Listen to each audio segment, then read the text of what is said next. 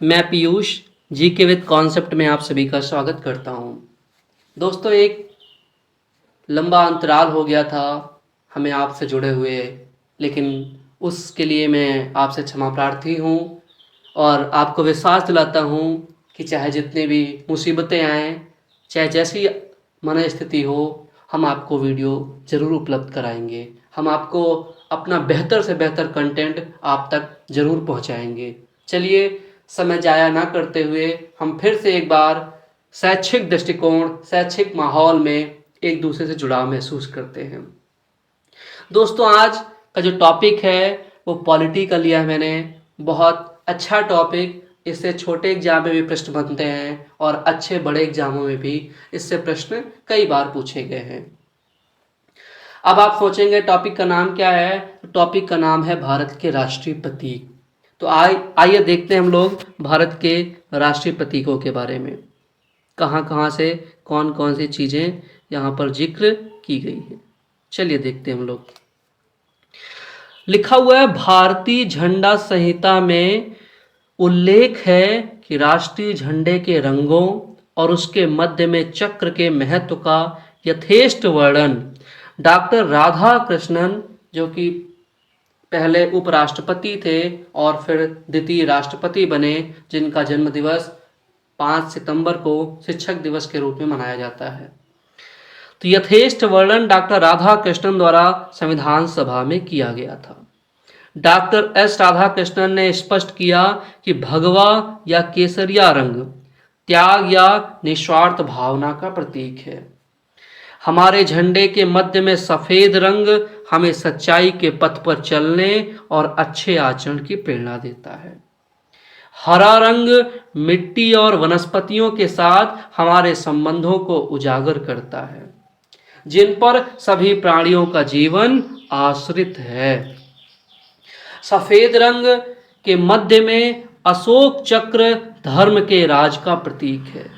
चक्र किसका प्रतीक है? चक्र प्रगति का प्रतीक है, जबकि जड़ता क्या है? वो प्राणहीनता का प्रतीक है। अगर आप चक्रीय स्थिति में हैं, इसका मतलब आप गतिमान हैं, मतलब आप में परिवर्तन है, और प्रकृति का परिवर्तन ही सबसे मूलभूत नियम है। अगर आप जड़ हो गए, आपका स्थायित्व बन गया, तो इसका यह भी अर्थ है कि आपने जीवन में कुछ करना भूल गए हैं। आपके अंदर प्राणहीनता आ गई है, जड़ता आ गई है, एकदम से स्थायित्व आ गया है। अब आपके अंदर कोई परिवर्तन की रूपरेखा नजर नहीं आती है। आगे देखते हैं हम लोग।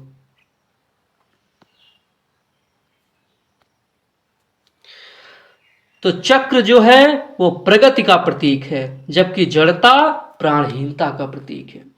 चक्र शांतिपूर्ण परिवर्तन की गतिशीलता का प्रतीक है। कितना बेहतरीन वाक्य है। चक्र जो है वो शांतिपूर्ण परिवर्तन की गतिशीलता का प्रतीक है। भारत का राष्ट्रीय ध्वज क्या है? तिरंगा। 3 रंगों की पट्टी में विभाजित आयताकार है, वर्गाकार नहीं है, आयताकार रेक्टेंगुलर है। ध्वज की लंबाई और चौड़ाई का एक निश्चित अनुपात है, वो 3:2 है। कई सारे छोटे परीक्षाओं में यह प्रश्न पूछ लिया गया है कि ध्वज की लंबाई और चौड़ाई का अनुपात क्या है। तो वो क्या अनुपात है? 3:2। 3 फीट लंबा रहेगा, 2 फीट चौड़ा, चाहे छोटा हिस्सा हो चाहे बड़ा हो। तो झंडे की मापक सीमा के बारे में नहीं बताया गया है कि छोटा झंडा हो, 3:2 के अनुपात में है। इसका अर्थ ये नहीं हुआ कि झंडा हमेशा 3 फीट लंबा और 2 फीट चौड़ा होगा। फिर तो आप देखते होंगे, जैसे अभी अमृत महोत्सव आया था तो वहां तो बहुत बड़े बड़े झंडे लगे हुए थे, तो वो तो 3 फीट लंबे और 2 फीट चौड़े नहीं हुए। मेरा कहना है 3:2 का, यानी जब भी अनुपात लिया जाएगा, रेशियो लिया जाएगा, तो 3 हिस्सा ऊपरी वाली पट्टी रहेगी और चौड़ाई रहेगी 2 हिस्सा। ये बात क्लियर हुई? आगे देखते हैं। सबसे ऊपरी पट्टी में गहरा केसरिया रंग साहस का प्रतीक करता है, ठीक है। बीच में श्वेत रंग है, सफेद रंग है, वो शांति और सच्चाई का प्रतीक है।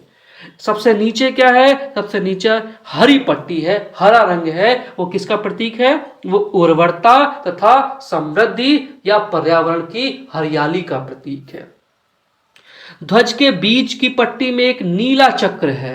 एक बार बीपीएससी ने पूछ लिया था कि जो भारतीय ध्वज तिरंगा है उसमें चक्र किस रंग का है, लोग कंफ्यूज हो गए थे, तो नीले रंग का चक्र है जिसमें 24 तीलियां या आरे हैं, जिसका प्रारूप सारनाथ में अशोक के सिंह स्तंभ पर बने चक्र से लिया गया है। यह न्याय का प्रतीक है, यह न्याय का प्रतीक है।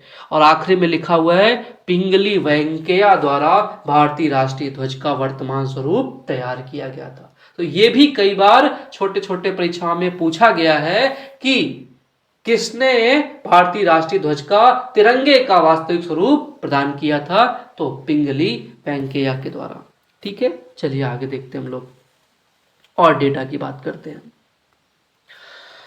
संविधान सभा द्वारा 22 जुलाई 1947 को राष्ट्रीय ध्वज तिरंगे का वर्तमान स्वरूप स्वीकृत किया गया है। बहुत सारी परीक्षाओं में ये फैक्ट पूछा गया है कि भारतीय ध्वज तिरंगे का जो वर्तमान स्वरूप है ये संविधान सभा द्वारा कब अंगीकृत, कब स्वीकार किया गया, तो उसकी डेट है 22 जुलाई 1947।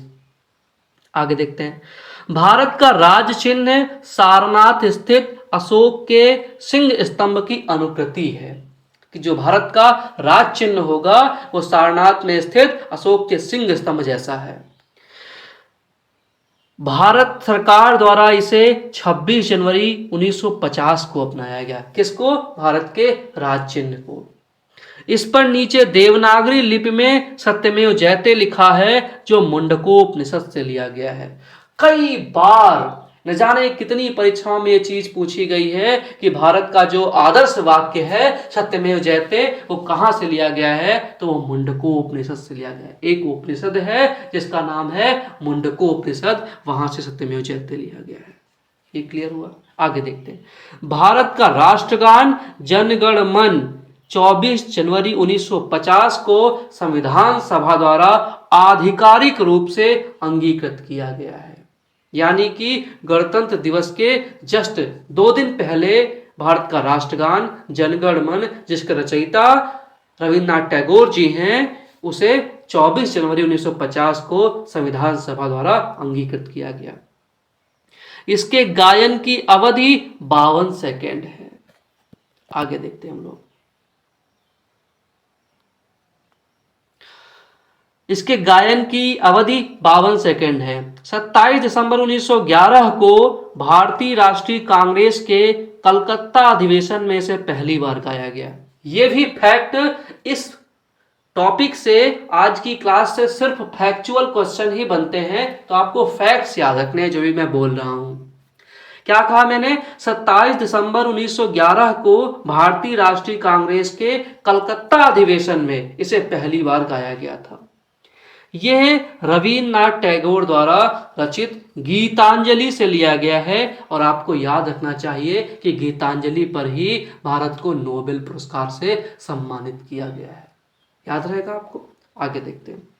वंदे मातरम वर्ष 1950 में भारत के राष्ट्रीय गीत के रूप में अंगीकृत किया गया है। ठीक है, राष्ट्रगान जनगण मन है, लेकिन राष्ट्रीय गीत वो कौन सा है आपका? वंदे मातरम। राष्ट्रीय गीत वंदे मातरम के रचयिता कौन है? बंकिम चंद्र चटर्जी, बीसी चटर्जी। ये कहां से लिया गया है? यह इनके एक उपन्यास आनंद मठ से लिया गया है। तो कई बार ये प्रश्न बना है कि भारत का राष्ट्रीय गीत वंदे मातरम बंकिम चंद्र चटर्जी जी के कौन से उपन्यास से लिया गया है, तो वो आनंद मठ से लिया गया है। इसे 1896 ईस्वी में भारतीय राष्ट्रीय कांग्रेस के अधिवेशन में पहली बार गाया गया। ठीक है, भारत का राष्ट्रीय कैलेंडर शक संवत पर आधारित है, जो 22 मार्च 1957 का अपनाया गया। इसमें क्या खासियत है कि इसमें खासियत यह है कि चैत्र माह से इसकी शुरुआत होती है। चैत्र माह से इसकी शुरुआत होती है। ठीक है, और अंतिम माह फाल्गुन आता है। ठीक है, इसे ग्रेगोरियन कैलेंडर के साथ ही अपनाया गया है।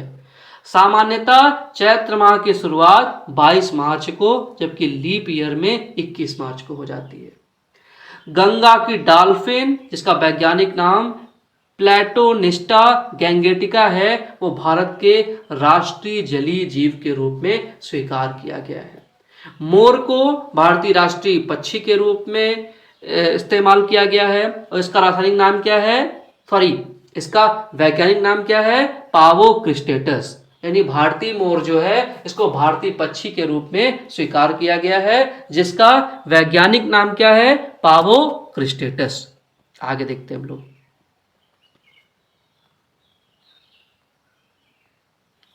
भारत के राष्ट्रीय पक्षी के रूप में पावो क्रिस्टेटस यानी भारतीय मोर को शामिल किया गया है। बाघ क्या है, बाघ है भारत का राष्ट्रीय पशु है, ठीक है। इसका वैज्ञानिक नाम क्या है, पैंथेरा टाइग्रस। इसको भारत के राष्ट्रीय पशु के रूप में स्वीकार किया गया है। वर्ष 2008 में भारत सरकार द्वारा गंगा नदी को राष्ट्रीय नदी घोषित किया गया है, ठीक है। भारत सरकार द्वारा स्वाधीनता दिवस 15 अगस्त, गणतंत्र दिवस 26 जनवरी और गांधी जयंती 2 अक्टूबर को राष्ट्रीय दिवस के रूप में घोषित किया गया है। यानी भारत में कुल 3 ही राष्ट्रीय दिवस हैं। कौन कौन से, स्वतंत्रता दिवस 15 अगस्त और गणतंत्र दिवस 26 जनवरी और गांधी जयंती 2 अक्टूबर। ये 3 ऐसे दिवस हैं जिनको राष्ट्रीय स्तर का दर्जा दिया गया है। ध्यातव्य है कि कमल को राष्ट्रीय पुष्प, आम को राष्ट्रीय फल तथा बरगद को राष्ट्रीय वृक्ष के रूप में मान्यता प्राप्त है। केंद्र सरकार द्वारा राज्यसभा में दिए गए उत्तर के अनुसार इस संदर्भ में हालांकि कोई अधिसूचना जारी नहीं की गई है, फिर भी आप कह सकते हैं कि भारत का राष्ट्रीय पुष्प कमल है, भारत का राष्ट्रीय फल आम है और भारत का राष्ट्रीय वृक्ष बरगद है। हालांकि ये चीज कहीं लिखी नहीं है, ठीक है। नेक्स्ट हम लोग देखते हैं क्या, भारत के राष्ट्रीय प्रतीक का हम एक चित्र देख लेते हैं। ये गांधी जी हैं जो भारत के राष्ट्रपिता हैं, ठीक है। इनका जन्म 2 अक्टूबर को हुआ था, ठीक है, 1869 को गुजरात के काठियावाड़ के पोरबंदर जिले में, ठीक है। तो काठियावाड़ जिले में पोरबंदर नामक स्थान पर हुआ था इनका जन्म, जो भारत के राष्ट्रपिता कहलाए, महान स्वतंत्रता संग्राम सेनानी भी रहे। तो इनके जन्म दिवस को भारत में राष्ट्रीय दिवस के रूप में मनाया जाता है। भारत की राष्ट्रीय मिठाई क्या है, जलेबी, आप सभी को बहुत पसंद होगी, ठीक है। भारत की राष्ट्रीय नदी कौन सी है, गंगा नदी, ठीक है। भारत का राष्ट्रीय ध्वज कौन सा है, तिरंगा, पिंगली वेंकैया ने बनाया था। भारत का राष्ट्रीय पक्षी कौन है, मोर, पावो क्रिस्टेटस इसका वैज्ञानिक नाम है। राष्ट्रीय भोजन क्या है, खिचड़ी। राष्ट्रीय पशु क्या है भारत का, बाघ, जिसका वैज्ञानिक नाम है पैंथेरा टाइग्रिस। राष्ट्रीय फूल क्या है, कमल। राष्ट्रीय फल आम। राष्ट्रीय वृक्ष बरगद। राष्ट्रीय खेल हॉकी है, बहुत बार पूछा गया है, क्रिकेट नहीं है। भारत का राष्ट्रीय खेल हॉकी है, जिसमें सर्वाधिक बार ओलंपिक में भारत ने पदक हासिल किए थे ध्यानचंद के समय। भारत का राजकीय चिन्ह कौन सा है, वो अशोक का स्तंभ है। भारत का राष्ट्रीय पुरस्कार कौन सा है, भारत रत्न है। राष्ट्रीय जलीय जीव कौन है, डॉल्फिन है। और राष्ट्रीय मुद्रा क्या है आपका, रुपया। तो आई थिंक भारत के राष्ट्रीय प्रतीकों के बारे में आपको मूलभूत समझ हो गई होगी। अब हम देख लेते हैं कि विभिन्न परीक्षाओं में जो प्रश्न पूछे गए हैं वो किस स्तर के हैं, आप उनको हल कर पाने में सक्षम हैं या नहीं। आइए देखते हैं हम लोग। सवाल देखिएगा, किस वर्ष में जन गण मन को भारत के राष्ट्रगान के रूप में अपनाया गया था। अभी मैंने बताया है आपको कि 24 जनवरी 1950 को, 26 को नहीं, 24 जनवरी 1950 को जनगण मन को भारत के राष्ट्रगान के रूप में शामिल किया गया है, ठीक है। तो ये डेट आपको याद रखनी है, कई बार एग्जाम में ये चीजें पूछी गई हैं।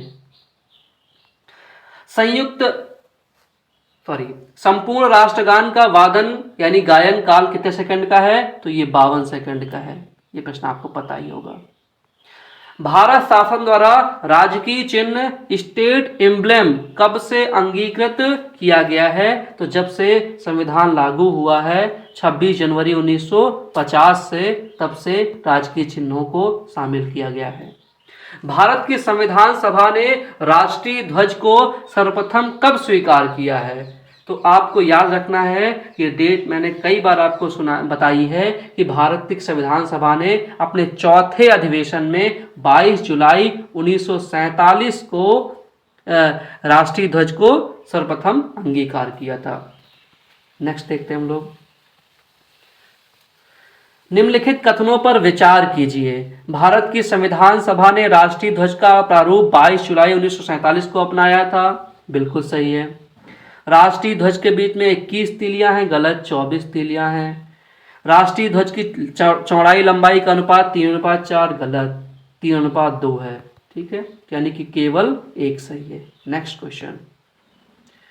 भारत की संविधान सभा ने निम्नलिखित में से किस तिथि को राष्ट्रीय ध्वज को अपनाया? तो उसकी तिथि क्या है? 22 जुलाई 1947। देखो पूछा भी गया यूपीपीएससी 2020 में।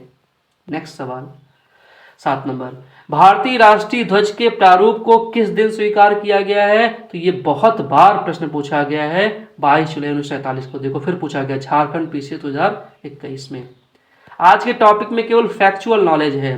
भारत का राष्ट्रीय पशु क्या है? तो भारत का राष्ट्रीय पशु बाघ है, जिसका वैज्ञानिक नाम पैंथेरा टाइग्रिस है। भारत का राष्ट्रीय पुष्प कौन सा है? तो कमल है। ठीक है। नेक्स्ट, भारत का राष्ट्रीय पक्षी कौन है? भारत का राष्ट्रीय पक्षी मोर है, जिसका नाम क्या है? पावो क्रिस्टेटस, वैज्ञानिक नाम। भारत राष्ट्रीय ध्वज में किसका प्रतीक है? चक्र। चक्र न्याय का प्रतीक है, जो नीले रंग का है। नेक्स्ट, भारत के राष्ट्रीय ध्वज में आरों यानी कि तीलियों की संख्या कितनी है? 24 है। भारतीय राष्ट्रीय पंचांग के संबंध में कौन सा कथन सही है? भारतीय राष्ट्रीय पंचांग विक्रम संवत पर आधारित है, गलत। ये तो मैंने आपको बताया था कि ये शक संवत पर आधारित है। किस पर? शक संवत पर, यानी पहला कथन गलत। दूसरा, राष्ट्रीय पंचांग को 26 जनवरी 1950 को अपनाया गया था, गलत। ये 22 मार्च 1957 को अपनाया गया था। मेरे ख्याल से इसका डेटा अगर आप चेक करेंगे तो आपको मिल जाएगा कि कब आपका कैलेंडर मनाया गया था। तो मैं सही था, 22 मार्च 1957 को ही मनाया गया था। कौन सा? राष्ट्रीय कैलेंडर को अंगीकृत किया गया था। ठीक है, तो दोनों ही कथन आपके गलत हो गए। इसका ना तो ए ना तो दो प्रश्न पूछा गया है यूपीपीएससी 2019 में। तो आई थिंक राष्ट्रीय प्रतीकों से संबंधित आपका डाउट क्लियर हो गया होगा। तो इस वीडियो को एक बार देख लीजिए, और अगर अभी तक आपने चैनल को सब्सक्राइब नहीं किया है तो अब कीजिए और वीडियो का प्रचार प्रसार कीजिए। बहुत बहुत धन्यवाद आप सभी का।